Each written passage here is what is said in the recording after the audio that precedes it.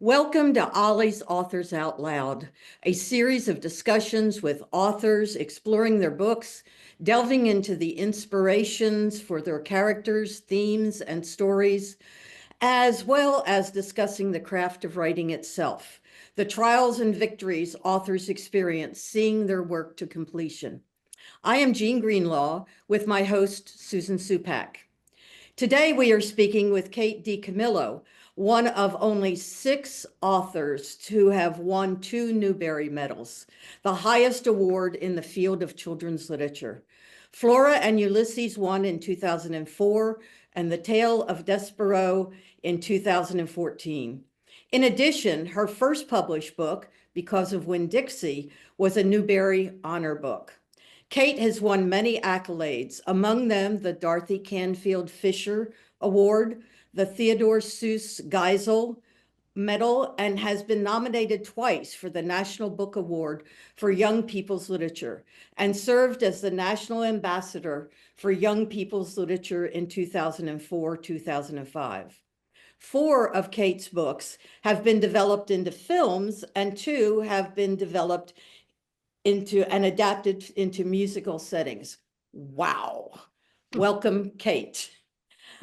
I'm just glad to be here, and it's always relatively excruciating to sit through that unbelievable recitation of, it's like, who is that? That's not me. I'm just a little chipmunk who sits at the typewriter and tries to tell a story. But you have won all of those and more. I mean, I cut it down because I didn't want to overwhelm people with how many. People, you can look it up to see how many she actually has won. I'd like to begin with your first book, Because of Winn-Dixie. That kind of touches my heart because, as I said, I was born in Florida and went to Stetson University in Oh, Florida. Stetson! Wow, yeah. Yeah, great place. And it's set in Florida. And I read that Flo Davis, wife of the founder of Winn-Dixie Stores, sponsored you on a tour of Florida schools to promote the book when it first came out. What effect do you think this had on the reception of your book? Well, it meant a ton to me because I, I had just that When Dixie was my first book, and it started to get letters from teachers and librarians and kids pretty soon after it came out, and that was an amazing and wonderful thing to me. So, Candlewick Press started to send me the mail every week from readers. And I remember this envelope that was my brother taught me to pay attention to paperweight, and engraving. I know it's like, remember engraving? It's like it was on an engraved envelope, an engraved stationery, and it's like, what kid is writing me on an engraved, stationery? And it was Flo Davis, who was Ah, the wife of the founder of Because of Winn-Dixie, and she said, "I've read your book," and I said to myself, "What can we do to help this little girl?" And so that was then her family and the Winn-Dixie Foundation. They brought me down to Florida, and we went all over Florida talking and handing out hardcover copies of that book. wow. So it was just this wonderful, wonderful, unbelievable thing to connect, with readers that way, but also to be able to put the books in their hands because of Flo Davis and Winn-Dixie was wonderful. How did you feel interacting with students for the first time in this kind of situation as an author who was there, who had created this book that they love? Um, you know, I there is, it's like when you were reading out the list of the whatever awards, whatever, there's this element of disbelief to the whole thing still for me, because I spent a long time, my big dream was that I would be able to get published and make enough from the book that I could go down to working a regular job 32 hours a week instead of 40. That was as big as I dreamed. So I didn't anticipate anything that happened to me, much less that deeply satisfying thing of being in front of a kid who had read the book and being able to talk to the kid about the book. And I didn't know too uh, how much it would mean to me to be with kids in general. It was all a surprise to me, and it was a wonderful gift. And I was also kind of like gobstopped with disbelief. How's that for a long I like answer? gobstopped. Very good. Right. Children are so honest. If an adult might come up and say, "Oh, Kate, I loved your book," but a child's going to tell you what they really feel about your book, which I'm It, sure is that they loved it, but but no, but it's also that thing where I didn't, and I heard Beverly Cleary say this in an interview when she was maybe like 95. And she said that people asked her all the time how she got in touch with that young kid. And this is a television interview, and she patted her chest and said, that 10-year-old is right here, right on the surface. And I didn't know that about myself, but that is the case with me. I don't have to do any work to access that young child. And so when I'm talking to a kid, it's not really the adult me, it's the child me that is meeting them there. And that has been a wonderful Mm. experience for me. Well, your books do a great job of putting us in touch with that kid inside of Oh, us. It's one of the great things about him. You share this wonderful lesson when you speak to children about grit and determination. And I'm going back to when you thought of yourself as a writer for a long time, then you sat down, I guess, a little before you were 30 and started to write to be, hopefully published. And then you racked up a staggering 473 rejection letters within the 6 years before receiving your contract for Because of Winn-Dixie. And, we know what a great book that was and how well received that was. So I love the lesson, not to stop too soon. But also, I wondered how that made you feel after all that rejection, and then to get the highest award you can possibly achieve in children's literature. Was that a vindication of all these rejection letters? And what were your thoughts on that? yeah.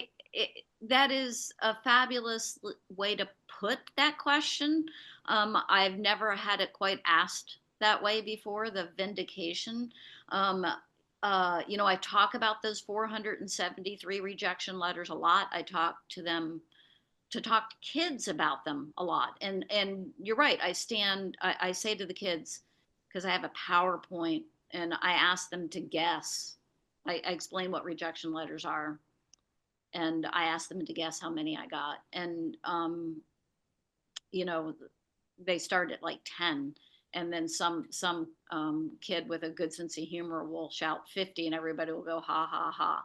And nobody really guesses even up in the triple digits. So when that number comes up, when that 473 comes up, the room just kind of explodes. The kids are out of their mind with it. And a lot of times, what will happen afterwards when I talk to the kids when they come through the signing line, kids will say, "Why? Why'd you keep on going?" Um, and it's a hard question to answer, except, and it goes back to your question about did I feel vindicated? By the time I sat down and started writing, I understood something that I think it takes a while to understand, which is I couldn't make myself talented.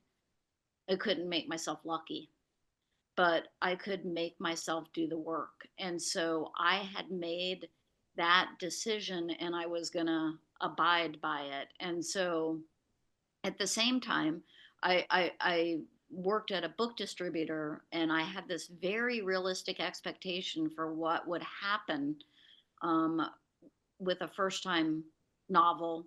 And I thought, if I sell 5,000 copies of this, I will be, I'll be knocking it out of the park. And I'll get to do a second book. And so I never felt vindicated. Rather, I felt outrageously fortunate that that this had happened to me, and glad that I had stayed at my station and done my work. But I didn't feel vindicated. I felt, wow, how did I get to be this lucky? You know, that's, and I was in. This is like 6 years ago. I remember where I was doing an event in Washington D.C. and kind of told that story about expecting Winn-Dixie, to, if I was lucky, it would sell 5,000 copies. And somebody said, "How many copies has it sold?" And I said, "I don't know." And Tracy Miracle from Candlewick Press was there. And I said, "Tracy, do you know the number?" And she said, "Yeah, we just calculated it." And this was 6 years ago. And it was 11 million uh, uh, copies of that book. And now we're at 14 million. But when she stood up and said 11 million, I just cried in front of those people. It's just like, it's unbelievable, you know? I would say that's vindication. I would say that's joy and gratitude and all, and the thing that has been true of Winn-Dixie since the beginning is that this wonderful thing where people pass it to each other. Kids will come home from school and say to their parents, "My teacher's reading this book. I want you to read it," they'll say to their parents. And their parents will get it, and the parents will go and sometimes read it to the grandparents. And that is, so it's joy and connection. That's what it is for me. Yeah. That is fantastic. In 2004, you won the Newbery Medal for Flora and Ulysses, a fantasy about a flying squirrel, but really about finding family and community. In this book, Flora's mother seems to care more about a lamp than about Flora. In Winn-Dixie, Opal's mother deserts the family. In the tale of Despero, his father betrays him.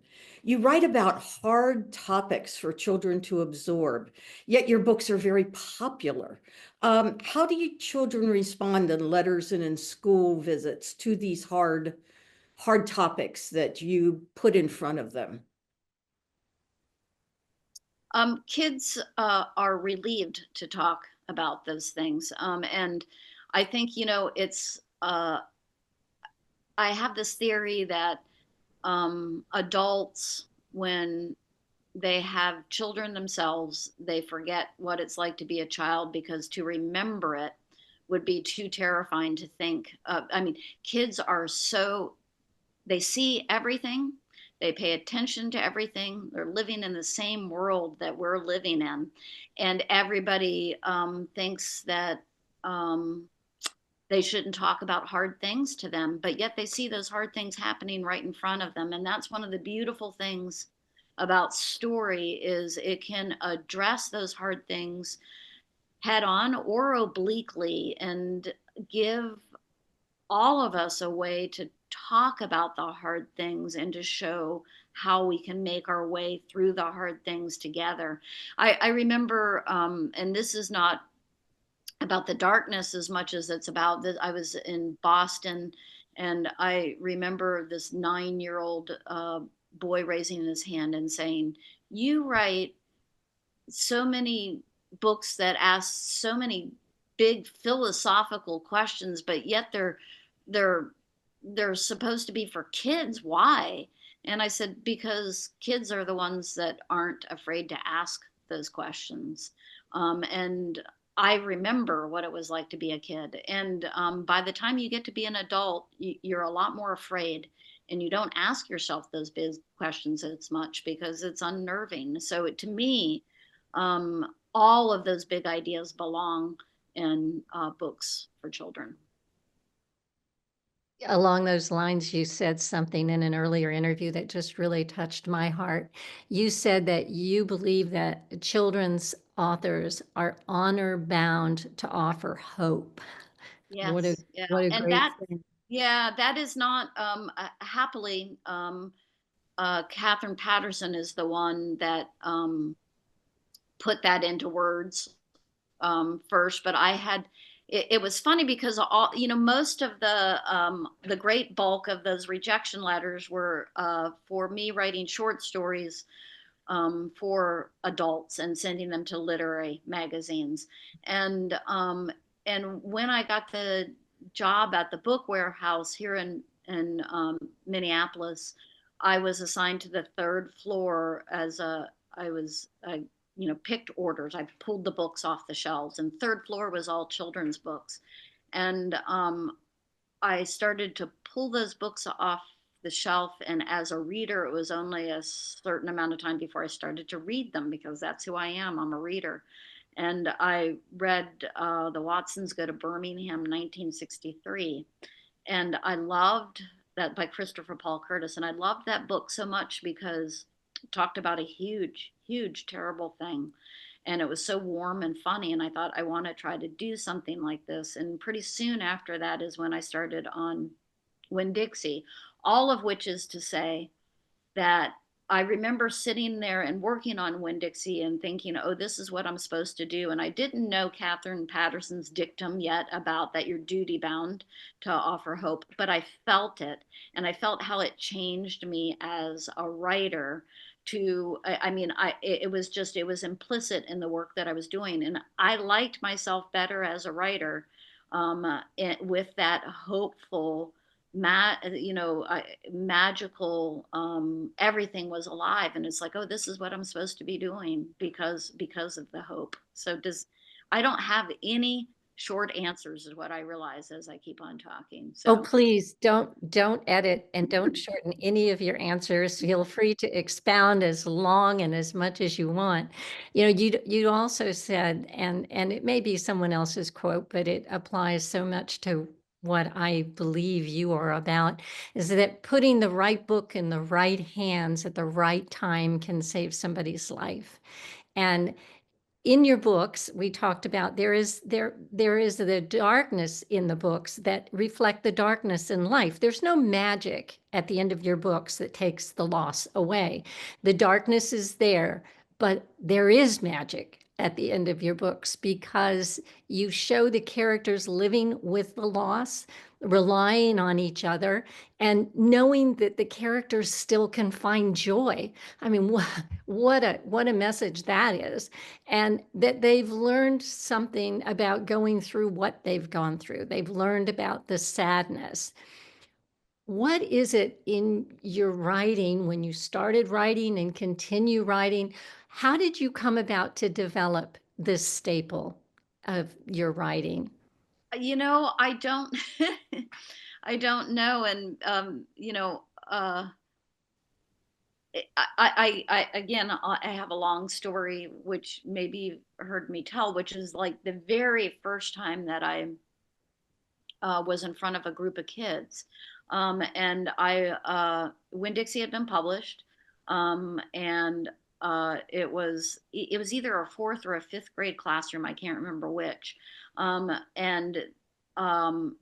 they were going to pay me. I couldn't believe it, to come in there and talk to the kids about the book that I'd written. They were going to pay me what I made. I was working in a bookstore at that time, what I made in a week at the bookstore, to come in and talk about this book that I had written. So I was very excited and very nervous. And I stood up in front of the classroom, and the teacher introduced me, and she said, now we're going to talk about the themes that are in this book that Kate has written. And I thought I was going to pass out, because I'm like, what are the themes? I have no idea. They're going to be disappointed in me. They're not going to pay me. And I was just horrified. And then this teacher and that beautiful classroom of kids they worked together to put the themes of Because of Winn-Dixie up on the board. Um, and they were friendship, forgiveness, family, and it's like once they pointed them all out, I could see that they were in there. And when I went out to my car, I wrote them down so that the next time I went to do a school visit, I could say, "Hey, let's talk about the themes in this book." But but but those are still the same. I mean, what those kids pointed out to me in that first school visit is the same. Those are the same things that I keep on working again and again and again. I'm always working towards that, subconsciously, clearly, towards that moment where everybody brings their broken-hearted self to the table. They're all together. They acknowledge each other's loss. They take joy in each other's presence. And they see, okay, this is how we go forward together, like this, acknowledging each other's loss, being together around this table, loving each other. And if I sat down and tried to do that, I would fail, but that's where my heart always leads me. So I absolutely adore your characters. They're intergenerational. The zanier, the better. They're great. You include a lot of old women that are lonely, and they're not really included. They're put aside, and but they have all kinds of sage advice and acceptance and love. And I absolutely treasure the way you glorify the different and the odd and the importance of relationship. Thank you very much for that. Do you have an approach on developing your characters, or do they just arise? yeah, I remember once talking to uh, a bunch of people working on their MFAs, and I was, again, wheeled into the room, and I was supposed to talk to them about character development. And it's like, I have no idea. I don't know. They show up. It's interesting to me because it's like the intergenerational thing is like it's kind of like everyone together at the end of the book. I see that again, it is a preoccupation of mine, and part of that I think is how I grew up. I grew up on a dead end street in a small town in Central Florida, and one side of the street was young families with children, and the other side there were three widow ladies, Mrs. Lucas, Mrs. Lindeman, and Mrs. Broadfield, and they had big gardens and front porches, and they took a lot of pleasure in all those kids being on the street, and their yards and their porches were always open to us, and we kids went in and out of there, and it was always they were interested in what we were doing, and loved us, and it was a wonderful way to grow up, because I just always felt seen, and it was like having grandparents, except even more moving than that because they didn't necessarily, they just gloried in us. And so I think that I come back to that again and again. I can see, Gloria Dump in that. I can see, it always makes me think of a Cloris Leachman quote that every orphanage should have a nursing home next to it. Because it's like we don't take advantage of those relationships at all in this society, and we kids needed those ladies as much as they needed us. It was wonderful. Back to characters and how do I develop them? I don't know. They arrive, and a lot of times it is just their strange name will show up first, and then the character. I have a penchant for strange names, and they just pop into my head. Well, we are both logophiles. I love words. It's obvious that you love words. In fact, last night I reread Ferris, and it is absolutely a book about vocabulary, as well as all of the other things that love and family and et cetera that are in there. But it is a vocabulary book. And I wanted to read just a little bit. Mrs. Milk was Ferris's fourth grade teacher, and she really encouraged children to learn words, learn how to spell them, know the meanings, and that kind of thing. And Ferris knew this because Mrs. Milk, her fourth grade teacher, had been vocabulary obsessed. Vocabulary is the key to the kingdom, said Mrs. Milk. All of life hinges on knowing the right word to use at the right time. And in your books, throughout this book, Ferris, you are constantly dropping those words that Ferris and Billy learned, and the meanings are there. They spell them, the whole thing. And you use the big words and suggest, in some cases, directly that children look up the meaning. In one book, I remember you said, well, if you don't know it, look it up.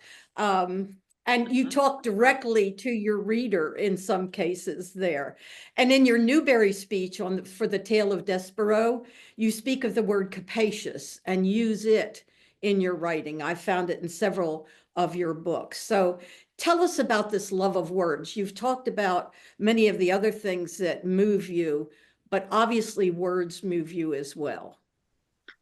They surely do. And it's not, I remember when Flora and Ulysses came out, and right, I was doing all the pre-interviews right before it was published. And one of the people who was interviewing me started out by listing off all the multisyllabic words that were in that book, and then saying, what are you trying to do? Prep them for the SAT? And it's just like, it is so, and I was like, wow, I didn't even realize they were all in there. With Ferris, it was, I'm aware of what I'm doing, but I love words. It's where I found myself.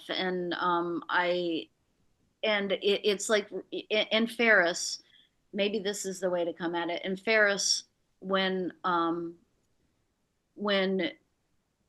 she has the word bereft that Mrs. Milk gave to her, and then she realizes that it describes Mrs. Milk and her mourning over her lost husband.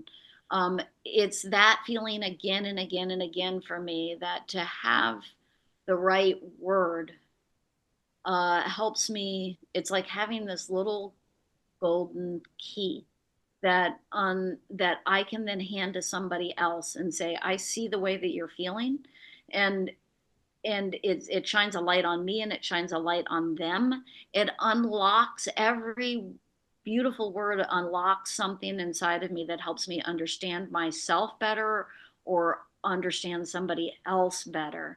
And so I don't, like I said, it was conscious and Ferris that those words ended up in there, but often it's just as in Flora and Ulysses, they just show up because I love them so much, because I grew up with a beautiful big American Heritage Dictionary, and to go and look something up in there was, and I still have that in my office. So a lot of times I won't look it up online. I want to get that big dictionary and open it up and look and see what's adjacent to it.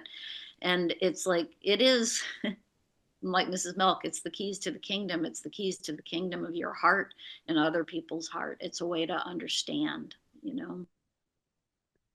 What a beautiful description of language and its power. And I think that is what I think that is why children are drawn to your books as well. You give them the power by giving them the honor of saying, I know you can figure out what this word is. If you don't know it, context will help. Or you may look it up, which I love Right. looking up words. I love looking up words too. And I remember when I was studying for the LSAT, thinking I was going to go to law school. And all I did was I read New Yorker articles, and I underlined whatever word I didn't know. And that was like, and it was so much fun to do that, and to like first try to figure it out based on what I was reading and then to go and look it up. And it was just glory after glory to do that. And I, it's like, why am I don't want to go to law school. I just want to like live with all these words. You have written books that reflect a great variety of genres. In 2004 alone, you published Ferris, A Return to Realism, Oris and Timble, a fantasy for young readers, and The Hotel Balzar, a tale from a land you have created. How do you decide what's coming next? What moves you inside to select a particular genre for a book? Yeah, I don't think in terms of genre. I think in terms of story and what's pulling at my heart. And I have like right here, it's like I told you all, I'm at a friend's house, but I never ever am without my notebook. And in the back of my notebook, here, I'm gonna just hold it up real quick.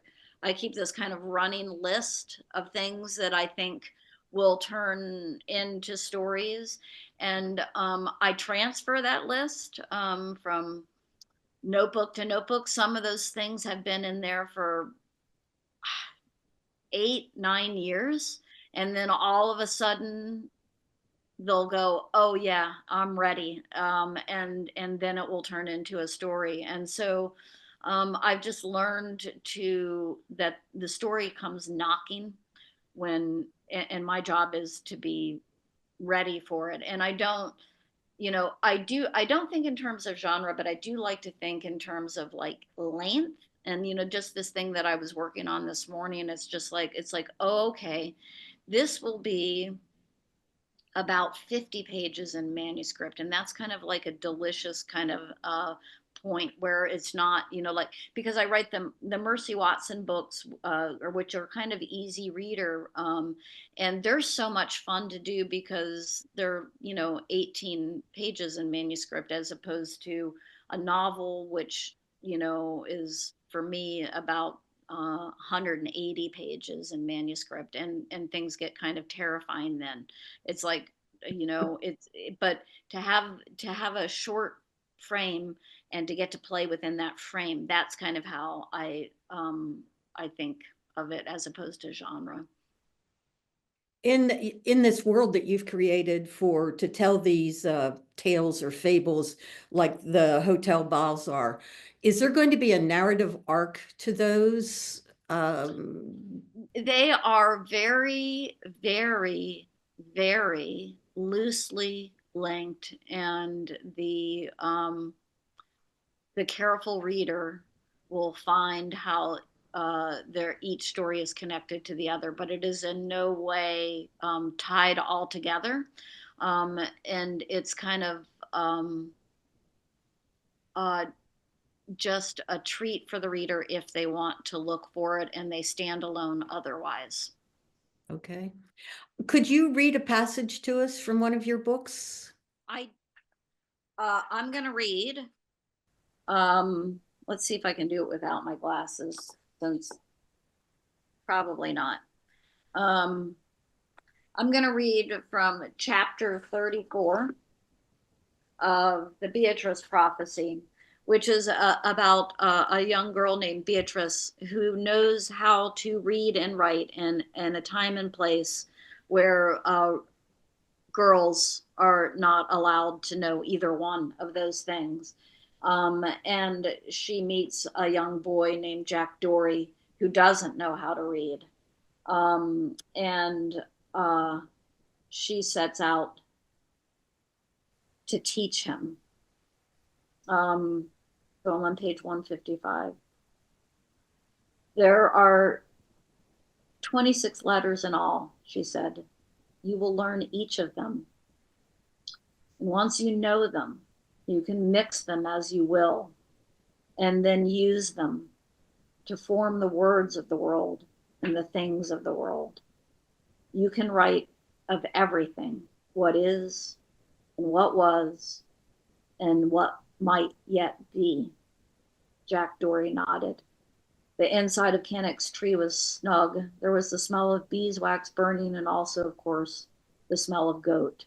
The bee buzzed around Jack Dory's head, Granny Bibspeak beside him saying, "Learn it, my beloved. Learn it all, light of my heart, river of my soul." A is for Abelard. That is my family name. A is also the letter that begins the name Answelica. The goat let out an approving grunt. The next of the 26 is B. She bent her head and formed the letter. B is the first letter of my name, Beatrice. And from there to C. "What word begins with C?" asked Jack Dory. "Kennick," said Beatrice. "And when will we get to the Jack Dory letters?" "Soon," said Beatrice. He watched the letters appear one by one beneath her hand, and he felt as if each letter were a door pushed open inside of him, a door that led to a lighted room. "The world," said Beatrice to Jack Dory, "can be spelled." Whoa, great, great choice. And it leads me to the next thing I wanted to say to you. And I know this comes as no surprise, and I know this topic has come up before, but I so believe it bears repeating. Reading through your body of work to prepare for this interview and before, it's obvious to me that although your books are classified as children's literature, the revelations and the lessons within them are clearly for adults too. And it's as though the classification almost does them a disservice, because then many adult readers don't think that they will derive any benefit from reading something that's been classified for children. Can you speak about that? I have two words for you: Anne Patchett. Ah, Anne Patchett, one of our greatest living novelists, one of my best friends. And Anne wrote a beautiful, beautiful piece for the New York Times during the pandemic, um, uh, talking about reading my books and how uh, they were for adults too. And nothing has made a huger impact than Anne saying that. There's never a signing that I go to now where I don't have somebody standing in front of me saying, "I never would have found my way to your books without Anne Patchett." And so, again, all I can say is lucky, lucky me. That, I had heard, before Anne, there were adult book clubs that would tell me sometimes they were doing my books, but I think that Anne opened the door to that really, really wide. And I am so appreciative. Yeah. and along the same line, I noticed that you occasionally drop in Easter eggs that I think are meant for adults, like um, in one of the books, and I honestly can't remember which one, but I noticed the music, the song Deep Purple, there was a reference to Deep Purple and to Cry Me a River. And I know that no child reading at that level is going to understand that little Easter egg that's in there. So do you do that for us adults? I do it for me. My parents met at an Arthur Murray dance studio, and my mom had the record from Arthur Murray Dance Studio, which had Deep Purple on it. "When the deep purple falls over sleep," and so to put the words, yeah, right, to put those Yeah. words in there taps into something huge for me. And I don't think about why or anything, but it's a magic conduit to me as a kid, basically, because I loved listening to that record, and that record brought me to, that image of my parents meeting in the dance studio. So Well, that one resonated for me because purple was my mother's favorite color. And we all learned the song Deep Purple and would sing it to her every once in a while. So that little Easter egg had great meaning for me. And what Oh, Deep Purple, think about how beautiful those lyrics are. Because that's twilight. When the deep purple falls over sleepy garden walls, it's just like, that's so beautiful. It's poetry. Yeah. always some little gem. Well, some of your books have been made into films and adapted into musical settings. Do you have any control over that, how they're interpreted? And do you write some of the script work? And if so, how is that different from writing a book? For Hollywood, uh, there's no way to control it. It's basically like they come and say, we want to make a movie. And you can say yes or no. And I always feel like it's my job to say yes, because the books are kind of like my kids. And, your job is to send them out in the world, right? Um, and then it depends on who's making the movie. Sometimes they will reach out to me and say, hey, do you want to be involved? And sometimes it's just this beautiful dream that they construct on the side. And I've learned to just kind of like let it go. The Edward Tulane opera, I got to be a fly on the wall and watch all that happen because it was here. There's a wonderful community theater stage production of Edward Tulane, which is out in the world and goes all over the country. People put that on, and also a wonderful Flora and Ulysses play that's out there. And it's just like, and I didn't, I read the scripts and I said, that's wonderful. And I could never, I don't know how to do those art forms, but they're beautiful adaptations. So I've learned to let the magic happen. Yeah. One of your recent books, Ferris, is a return to realism, except for the ghost that Grandma Charisse sees, which actually is a major part of the book. But the family is really zany. I love Pinky. Oh my gosh. Pinky trying to rob the bank in her town because she wanted her face on a wanted poster. It is just, I laughed and laughed, but there are also very important things in there because Grandma Charisse is failing, and that's an important part of the book as well. As I said, I reread this book last night, and I just want it to go on. Is this family going to continue? Do you think that you can do a series about this family? It was so magical to be with all of them. And it was one of those books that not every book writes itself. Some of them are very, very difficult. And this one was just a gift. And it was a gift born of my best friend had her first grandchild. And this baby, surrounded by two sets of grandparents and their parents. And I kept on looking at this baby and thinking, what would it be like if you knew from the very second that you arrived in the world that you were loved beyond? I mean, what would it, and that was where Ferris started. It was just like, and it was such a different place for me to start a book, because it usually starts with loss for me, and this one started with completeness. But loss is inevitable, right? And that's where we get to Charisse. So anyway, and then there's Pinky, like you said, and Pinky is one of those characters. When she showed up, it's just like you're trying to like make sure that she doesn't like take the whole novel and run with it, right? She was so strong and so much fun to write. So I don't think that there's another book in the family, but boy, Pinky, and I hear it a lot from people in signing lines. Where's the Pinky book? Pinky needs a book.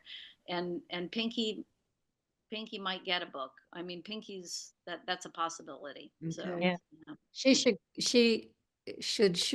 could sure carry her own. She Pinky sure could. could. Yeah, Yeah. out of my way, fools, right? Yeah. Speaking of Ferris, I am curious about the significance of light in Ferris. Can you talk about that?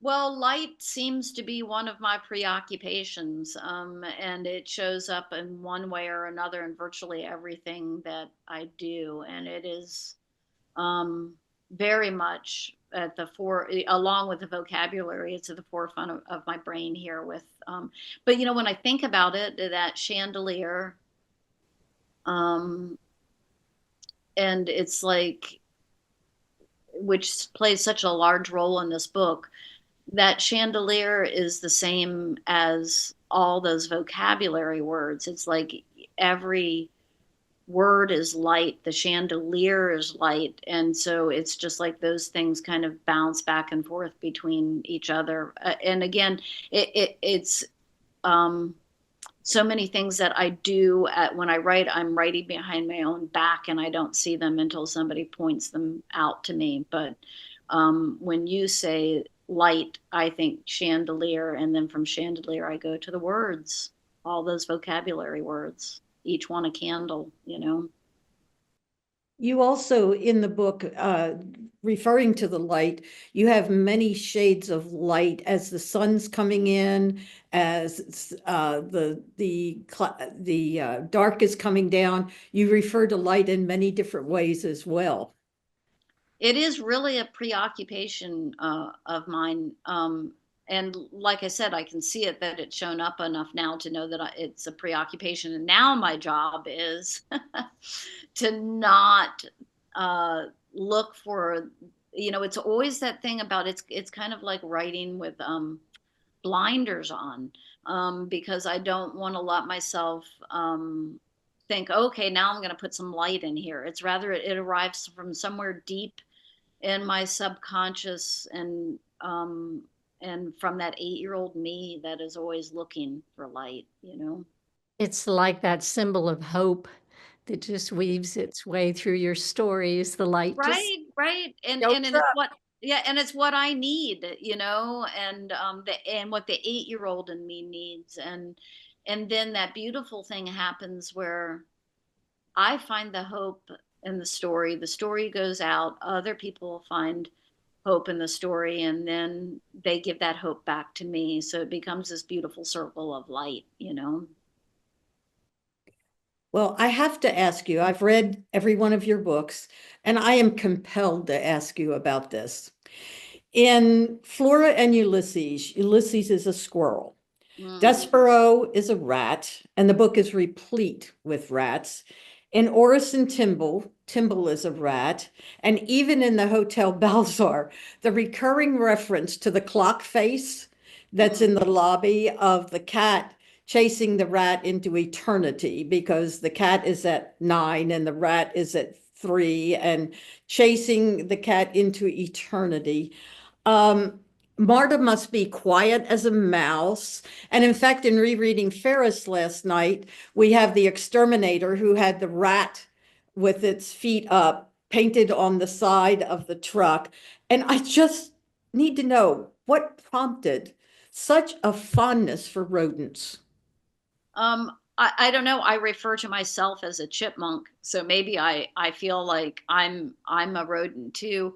And I don't, it is every once in a while I'll think, oh, I could do this with the story, and it's like, no, I've already used a mouse. I mean, how many times do I get to use a mouse? But they get in there anyway, right? Um, I think that is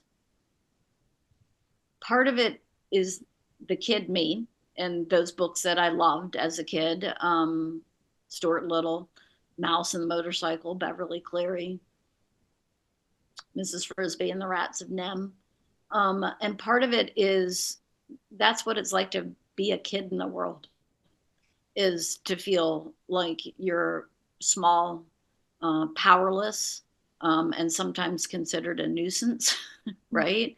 And so it's so easy to tap into that. And it's like there's a line in Flora and Ulysses about who knows what marvels lurk in the, you know, in any mind. And it's just like it's the same way you look past kids thinking that there's not some marvel in there. And I think that that's, I do have a rodent preoccupation. There's no doubt about it.